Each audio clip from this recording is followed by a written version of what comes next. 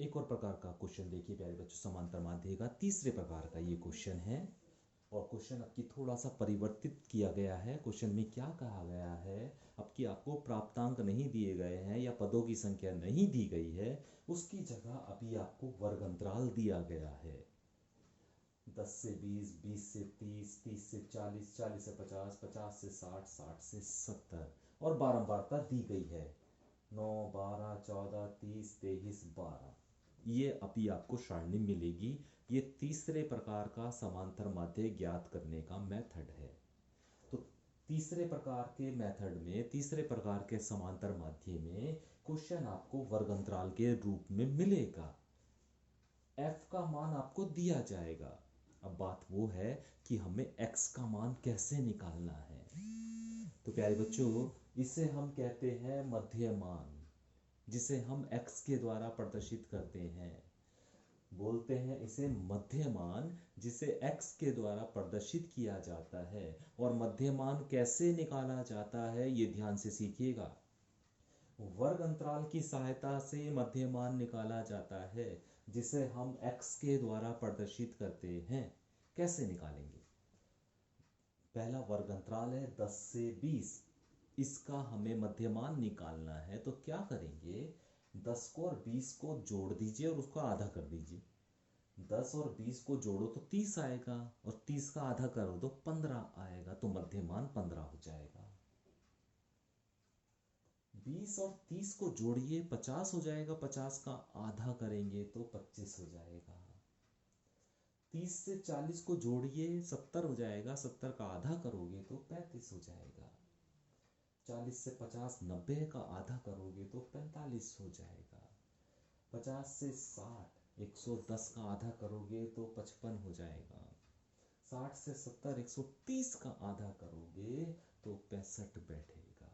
तो इस तरह प्यारे बच्चों, आपको सिर्फ एक लाइन इस तरह से बढ़ानी है, मध्यमान निकालना है तीसरे प्रकार के समांतर माध्य में। दूसरे प्रकार के समांतर माध्य में मध्यमान निकालने की आवश्यकता नहीं होती है, उसमें दिया रहता है x का मान। लेकिन जो वर्ग अंतराल के रूप में सवाल दिया जाता है, उसमें हमें मध्यमान निकालना होता है, यानी x का मान निकालना होता है। कैसे निकालते हैं ये आप समझ में आ गया होगा। भाई इन दोनों को जोड़ दो और उसका आधा करते चले जाओ। 20 और 30 को जोड़ दो, आधा कर दो। 30 और 40 को जोड़ दो, आधा कर दो। 40, 50 को जोड़ दो, आधा कर दो। तो ये आपकी टेबल तैयार हो जाएगी।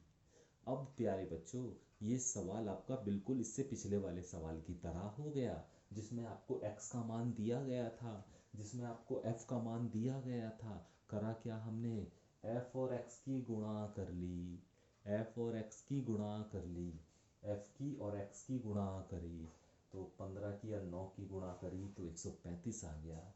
12 की 25 की गुणा करी 300 आ गया। 14 की 35 से गुणा करी 490 आ गया। 30 की 45 से गुणा करी 1350 आ गया। 23 और 55 की गुणा करी 1265 आ गया।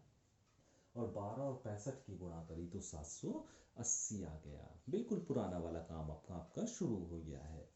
तो हमने f की और x की गुणा कर ली और उन्हें यहाँ पर लिख दिया। फिर क्या करा था हमने, इन सभी को जोड़ा था। तो इन सभी को जोड़ दीजिए, और जोड़ के क्या लिखेंगे इसे, सिग्मा एफ एक्स। जोड़ने पे हम क्या लिखेंगे इसे, सिग्मा एफ एक्स। और ये जोड़ेंगे तो ये आ जाएगा आपका 4320। ठीक है, और उसके साथ साथ सिग्मा एफ भी जोड़ दीजिए, एफ को भी जोड़ दीजिए। तो सिग्मा एफ लिखोगे उसे, तो ये जब आप जोड़ोगे तो ये पूरा 100 आ जाएगा।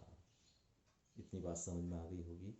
तो अभी प्यारे बच्चों, समांतर माध्य का फॉर्मूला वही लगाना है जो आपने पिछले वाले क्वेश्चन में लगाया है, सिग्मा एफ एक्स बटे sigma F. Sigma F x आपने निकाल चुके हो 4320 है। सिग्मा एफ आप निकाल चुके हो 100 है। तो 0 से 0 कट गई, तो क्या बचा, 432 बटे 10। और जब 432 को आप 10 से भाग करोगे तो 43.2 आ जाएगा। तो मुझे उम्मीद है कि ये मेथड भी अभी आपको समझ में आ गया होगा।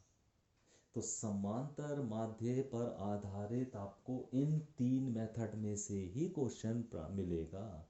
एग्जाम में समांतर माध्य पर आधारित जो क्वेश्चन पूछा जाता है, वो जो 3 आपको अभी ये मेथड बताए गए हैं, उन 3 मेथड के आपसे क्वेश्चन पूछा जाएगा।